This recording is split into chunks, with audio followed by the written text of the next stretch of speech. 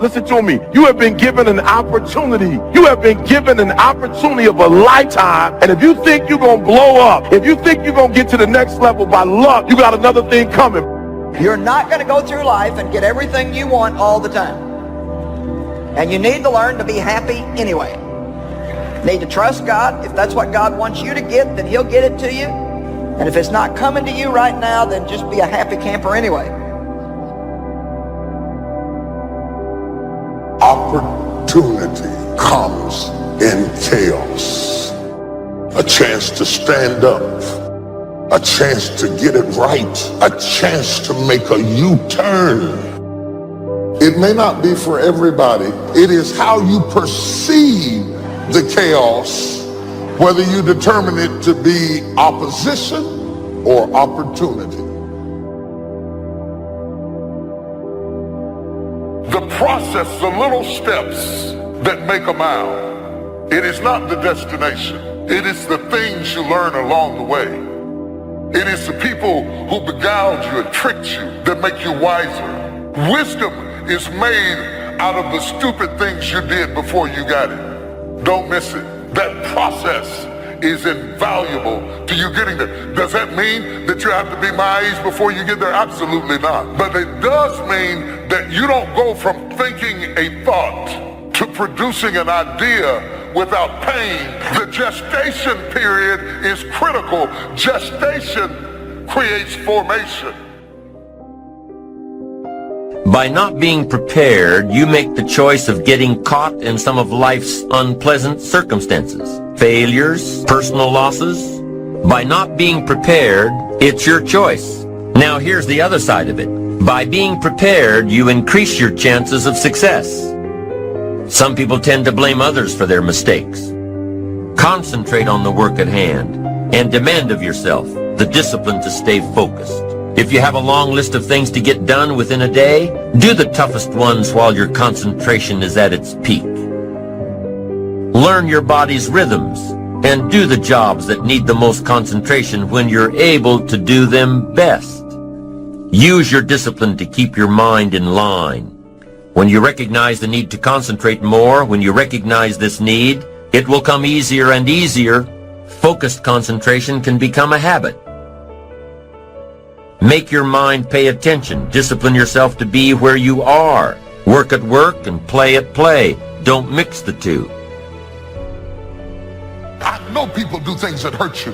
Everything is not fair and everything is not just and everything's not right. And sometimes you've done the very best and you don't get selected and you don't get the opportunity and you haven't gotten recognized. You cannot afford to get bitter, because if you get bitter, you will never get better. You got to get that out of you. If you got to cough it up, if you got to throw it up, if you got to pray it up, you got to get it out of you. There's a curse on it. There's a curse. You got to get it out, get it out, get it out, get it out, get it out. He left you, he cheated on you, but get it out of you, get it out of you. So you go ahead. When you look at over 33 million people have lost their job, this is unprecedented. There's trauma that's going on all across the country. It affects all of us. There are things that we can do and things that we must do to pick ourselves up. Success is not final, and failure is not fatal. We all have the challenge to search deep within ourselves to find our inner hunger, which is our power. That's the character test. It's like, what do you do with messages of error? And that's a tricky issue. Okay, so here's a solution to that. Here's what not to do. I am a bad person. I got to see myself. I'm a bad person. I might as well just go jump off the bridge. It's like, no, that's not good, because what that means is that every time you try to learn something, you're going to make a mistake, because what do you know? So you're going to make mistakes. And if the rule is every time you make a mistake, you're going to go jump off the bridge, then that's not a useful problem-solving strategy. And so when you make a mistake, you don't get to beat yourself to death with a club. It's a bad strategy, and you'll have your internal tyrant in there who's perfectly happy about doing that. That's the overactive superego that Freud talked about. Maybe it came to you via a parent who was too authoritarian, or a grandparent, or maybe it's just you because you're disagreeable and neurotic or hyper-conscientious. You'll take yourself apart. Then the question is, well, what does that mean? Well, maybe you're not looking at the world right. Maybe your goals are wrong. Maybe you're not acting properly. If you take yourself and you put yourself in a new environment, new genes turn on in your nervous system. They encode for new proteins. You're full of biological potential that won't be realized unless you move yourself around in the world into different challenging circumstances, and that'll turn on different circuits. It's that by exposing yourself to different environments, you put different physiological demands on yourself all the way down to the genetic level, and that manifests new elements of you. Because you take yourself out of your dopey little village, and that's just the little bounded you that everyone knows and that isn't very expanded. And then you go somewhere dark and dangerous, and while you do that, you have adventures and they toughen you and pull more out of you, partly because you're becoming informed. Now, my approach to my better future very early on in my career was to just go through the day with my fingers crossed. I sure hope things will change for the better. Then here's what I found out. They're not going to change. When you change, when you get better, it'll get better. Don't put it on someone else. Hope that someone else will change it for you. Take responsibility for yourself. You can't change the circumstances or the seasons or the wind. You can change whether or not you go for the skills, multiply your value by 2, 3, 5, 10. That you've got charge of. That you have control of. You don't have control of the constellations. Learn some new skills. You have control over that. And if you don't, that's your fault. You've got to take personal responsibility. You've got to be self-reliant. Nobody else can change your life, alter your ambitions, pave a golden road for you. It's up to you. Be responsible for yourself. Learn to reap the harvest without complaint. Take full responsibility for everything you do. Be responsible to yourself. It's your crop. And so if your life isn't everything it could be, you could ask yourself, well, what would happen if you just stopped wasting the opportunities that are in front of you? You'd be who knows how much more efficient. 10 times more efficient. If people stopped really trying just to make things worse, we have no idea how much better they would get just because of that. So there's this weird dynamic that's part of the existential system of ideas between human vulnerability, both of which are major causes of suffering, and the failure of individuals to adopt the responsibility that they know they should adopt. People have a conscience.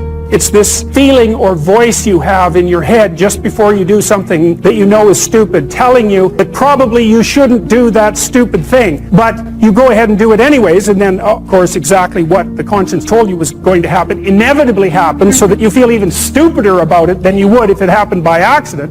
I knew this was going to happen, and I went and did it anyways. And the funny thing, too, is that that conscience operates within people, and we really don't understand what the hell that is.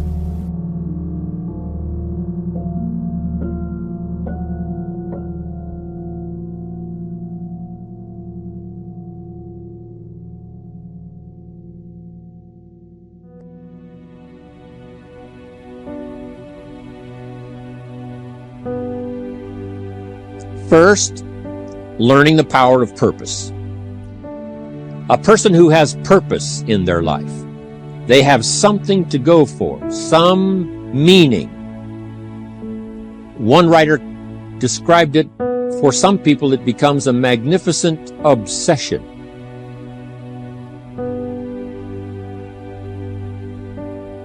And for you and I, maybe it doesn't need to be that dramatic as a magnificent obsession. But it has to be something that does something to us, something that pulls us, especially into the future. You know, there are many influences on us. One is the influence of the past. Some people are always pulled back by the past. Some people are always pulled aside by the distractions. But here's what's powerful. If you have a list of high purpose in your life, it pulls you toward the future. And the more powerful the purpose is, the stronger it pulls.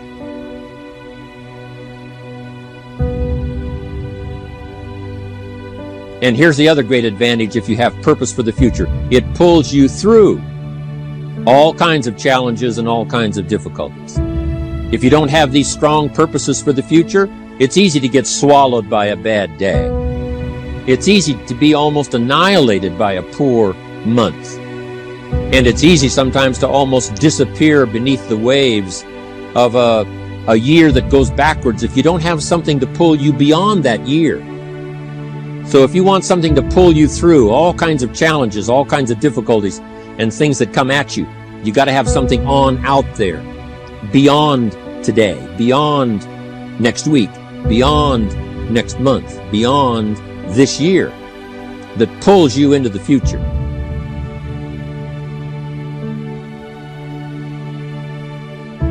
And the clearer it is, the stronger it pulls. The more dynamic it is, the more it affects your life, your spirit, your heart, your soul.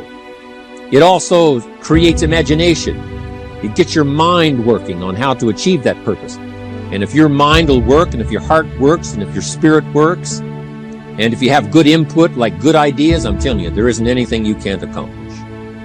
So that's one of the great powers that'll make a variable of you, and that is purpose.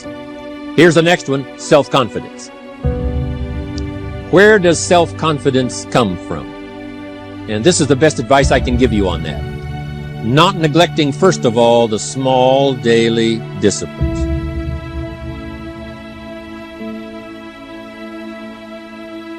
Self-confidence really comes from feeling good about yourself. And one of the best ways to feel good about yourself is at the end of the day to know that you poured it on. You did your best. If you conducted a meeting, you did the best you could. If you made a phone call, it was the best phone call you could possibly make. If you wrote a letter, it wasn't a casual letter, it was your best letter. At the end of those kind of days, when you feel good about yourself, self-confidence starts to rise. You know that if you can have this kind of a good day, you can have another one the next day, and those days become the weeks become the months, and the month becomes a powerful year.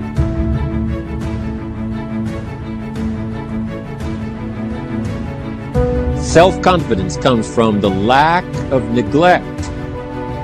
If you will not neglect to do the small daily disciplines, that's where self-confidence comes from. Part of good health is self-confidence. I know I'm going to be healthy. I eat the apple a day. I walk around the block. I do the jogging on the beach. At the end of the day, when you've really poured it on and you've done all the stuff, self-confidence grows. That self-confidence affects your health, it affects your future, it affects your psyche. So this is true. One of the great powers is self-confidence. Self-confidence means willingness to do whatever it takes to achieve. Some people say, well, I'll do it for a little while and see what happens. You know, I'll try a couple of things. If that doesn't work, I'm out of here. And all of us know that that kind of person doesn't have much of a future. But if you're willing to do whatever it takes, if I have to learn a couple of things, I will learn those things. If I got to learn 5 or 6 things, I'll learn all 6. If I have to take an extra class, I'll take an extra class. If I've got to read the books, I'll read the books. If I have to consult with people who know more than I know, I will do the necessary consulting. Whatever it takes, I will do. That starts to develop unbelievable self-confidence. Self-confidence also comes from the ability to rise above your circumstances.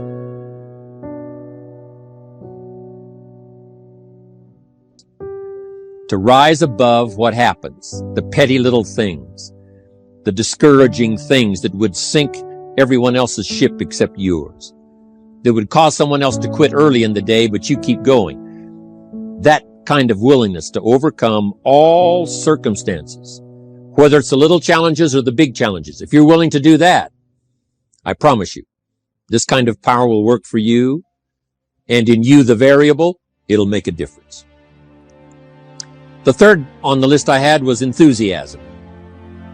And here's what I wrote about enthusiasm. Enthusiasm that's powerful is mostly enthusiasm that is enthusiasm inside, 90%, 10% outside. We all know what the enthusiasm is like when somebody lets us see their enthusiasm, which is like the 90%, and only 10% of it is inside. But the enthusiasm that really affects people is not just being loud, but the enthusiasm that runs deep, the enthusiasm that comes from deep inside, created by self-confidence, created by purpose, created by genuine willingness to help other people. That kind of enthusiasm, knowing that you're going to get the job done, knowing you're going to affect people, knowing you're going to have testimonials flowing in from all kinds of directions. That kind of enthusiasm. A lot of it is quiet. A lot of it is unheard. And the 10% that's heard, it rings a bell. People call it genuine enthusiasm because they know that what you say in the outward display of your enthusiasm is only a small tip of the iceberg of the enthusiasm you feel inside that really motivates you to do the best job you can. Why is it that most people don't pursue their dreams or don't do better than what they're doing if they're capable of doing it? I think that many of us don't go the next step because we don't know what to do yet. And I say that the reason that we don't even explore the possibility of what to do is because subconsciously we don't believe that it can happen for us, and we don't believe that we deserve it. How much time do you spend working on you? How much time do you spend every day working on your dream?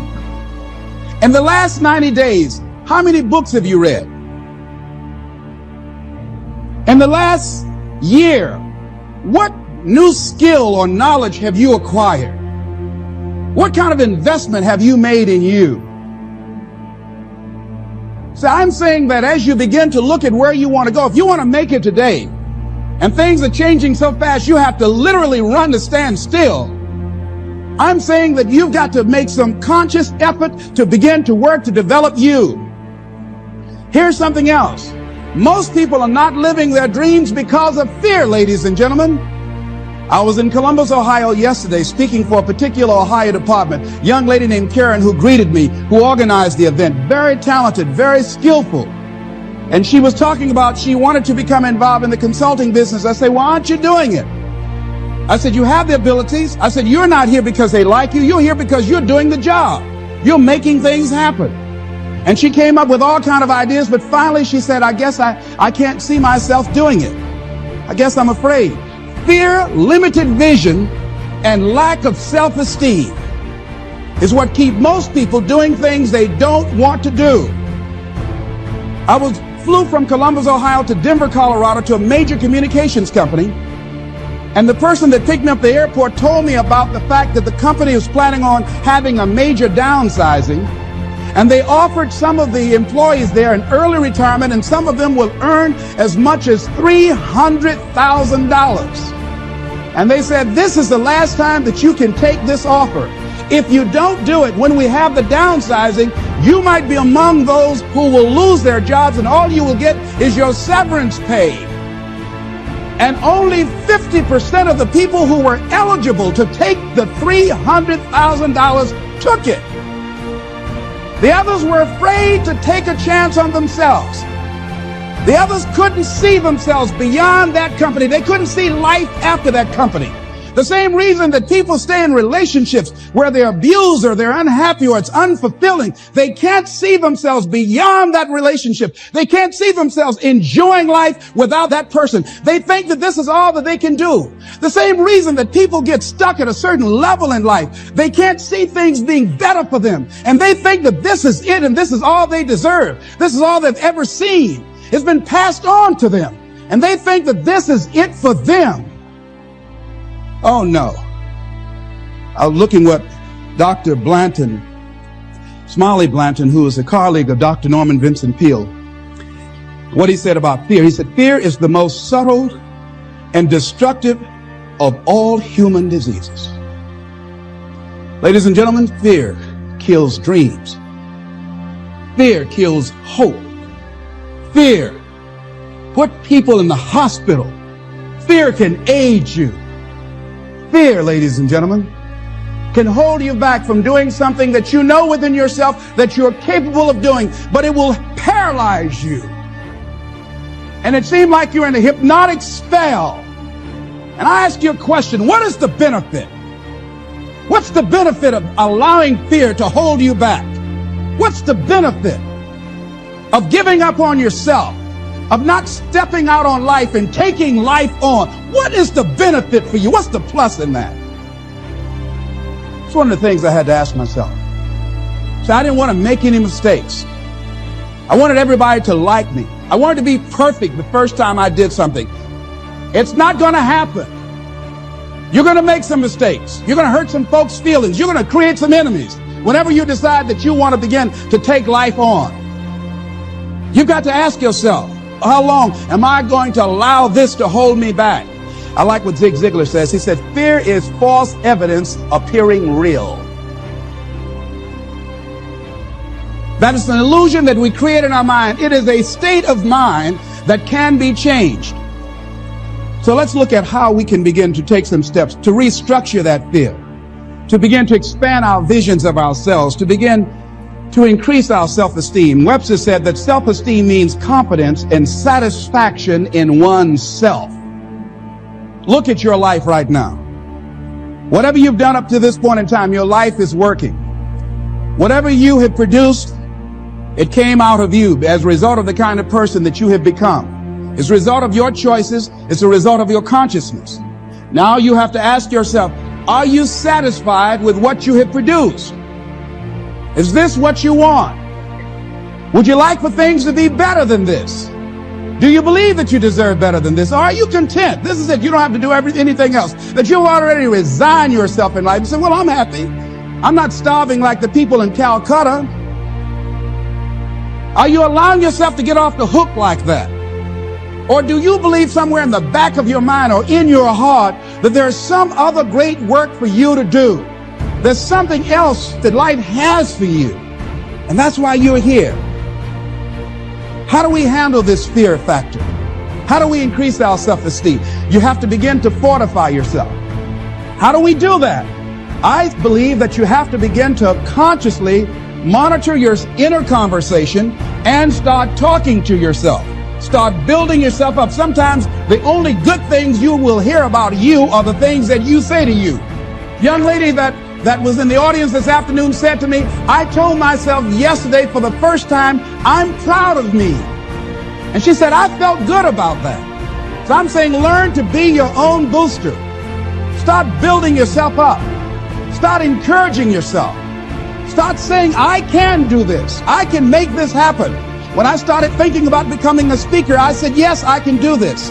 I can make this happen. When I start trying to convince myself I can be a businessman after flopping and failing and losing thousands of dollars and feeling stupid and dumb and having people take advantage of me because of what I didn't know, I had to talk to myself because people were saying to me that I was dumb. And somewhere in the back of my mind, I was saying, you're right. Look at what I've done.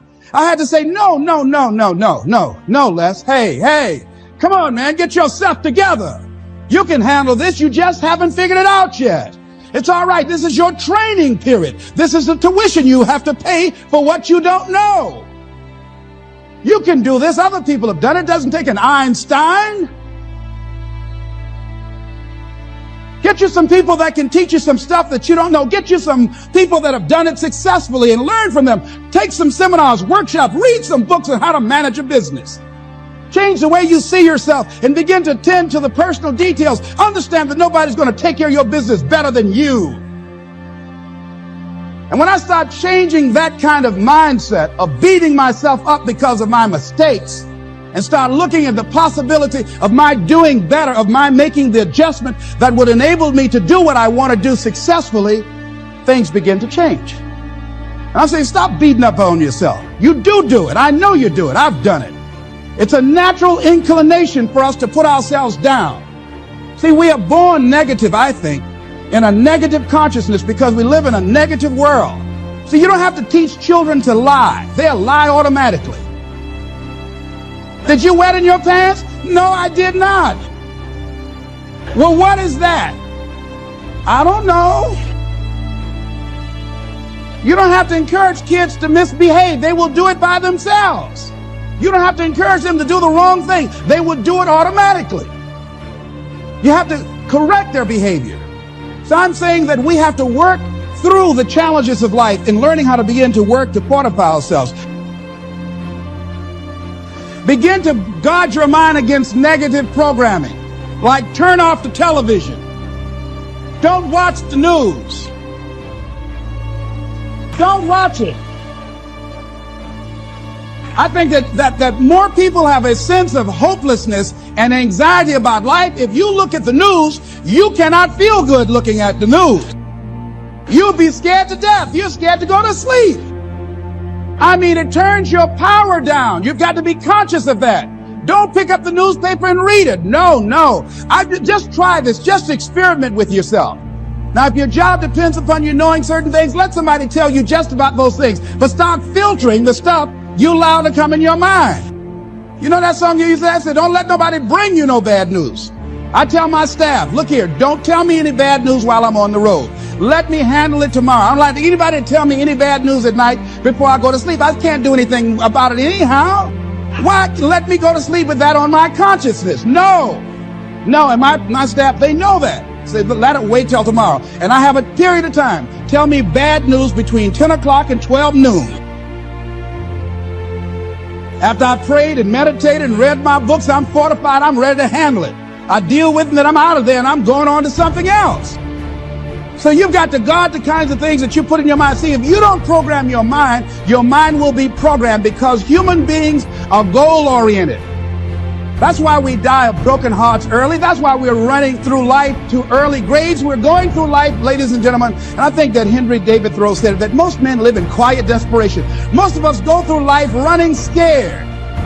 Larry DeAndre, who I think is going to be one of the greatest motivational speakers around today, told me a story, a true story of a friend of his, that every day when he came home from school, when he would get to a certain block in his neighborhood, there was a neighborhood dog that would chase him. And that dog would start after him barking. Boy, he would run, just running from that dog every day. Finally, he just got tired of that dog chasing him every day. He said, this dog come around here today, I'm going to take a brick of stuff and bust him in the head. So he was walking home that day, minding his own business. Sure enough, same area, there was that dog there. The dog started barking, he started running, he saw a brick and he stopped and picked up the brick and turned around, and the dog got close to him. He realized the dog didn't have any teeth. He said he put the brick down and said, get on out my way. And ladies and gentlemen, all our lives, many of us go through life running from things that ain't got no teeth to do us any harm. Haven't you been afraid to do something and then after you did it, you say, whoa, if I'd known it was this easy, I would have done it before. Haven't you ever had that experience? Raise your hand. Absolutely. So we created this in our minds, false evidence appearing real. We made it real in our minds. That's why Churchill said there's nothing to fear but fear itself. That's the destructive monster. So turn off things that can contribute to your fear. Turn a deaf ear to people that all they can do is talk about how negative things are because they have bought into the consciousness of the world. Start attending workshops, seminars, listening to tapes on a daily basis to begin to recondition your mind, to retrain your thinking. Faith comes by what? Hearing and hearing and hearing. Listen to things that can empower you, that can enable you to create a new reality for yourself, in a new life for yourself. You might appear to be strange around most people. You know, most people think you're strange if you're happy today. People say, how you doing? I said, better than good. Whoa, what's wrong with him? Just go around smiling and watch people. Look at this. Is this a weird guy over here? Because most people don't smile. Watch them. Look at their faces in the morning. Here we go, another Monday morning. How you doing? Haven't had my coffee yet. Don't ask me. See, these people have not found their purpose in life. That's why they're grumpy. That's why they're miserable. That's why they're so negative. They're hurting and they want to hurt other people. So start practicing using programs for your mind. Seminars, books, workshops. Keep a journal. Record your thoughts. What's happening with you? Every day when you get up, have a journal near you. I use a Jack Boland journal so that I can write down my ideas. I keep it by my bed so I can write down my thoughts. See, ladies and gentlemen, we get 3 to 4 thoughts a year that if we would act on those thoughts, they could change our life. Don't say, well, I'll remember that. No, write that thought down. I got a thought today. I wrote down. A friend of mine is in the hospital. His morale is low. They're talking about amputating his foot. He's got to feel very bad. So I said, you know, not only am I going to see him, but I can't be there with him all the time. I said, I'm going to create a tape for him that he can listen to that will heighten his level of morale. We told him the other night, don't go to surgery. You are depressed. Your energy level is down. No, tell him not now. Don't do it now. In fact, most doctors who have any sense of awareness don't perform surgery on patients that are in a state of fear, that don't think they will make it. They wait till they're in a different state of mind. So I said, what about making tapes for people that are facing physical challenges? I said, that's a good idea. Need a little pick-me-up today? Welcome to the new Fresh Motivation app, where you'll find daily motivation, daily quotes. Listen to your favorite speeches in the background or with a black screen, so nothing interrupts your motivational moment, where you can create your personal profile, create playlists of your favorite speeches and quotes, add personal notes, and start setting goals. Fresh Motivation, the home of motivation. Get it now for free on Google Play.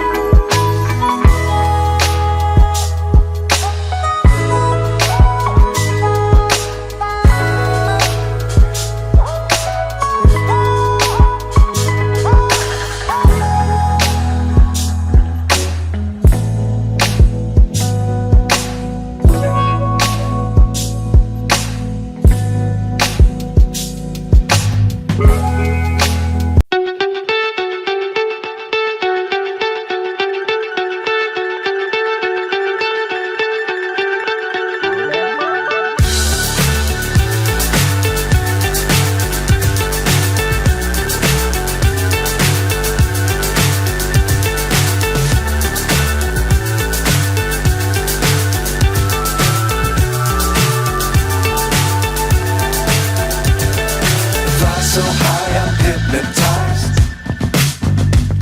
What's up is down, what's left is right. Chasing stars and holding you. I can't see the end, but we'll see it through.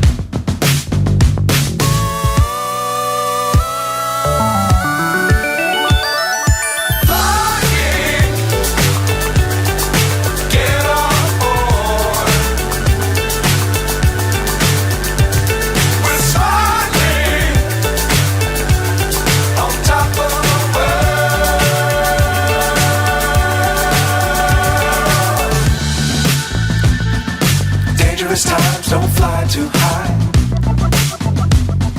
Be sure to keep the ground in sight. Fly forever if you keep it tight. Love the world but keep the sky on your mind.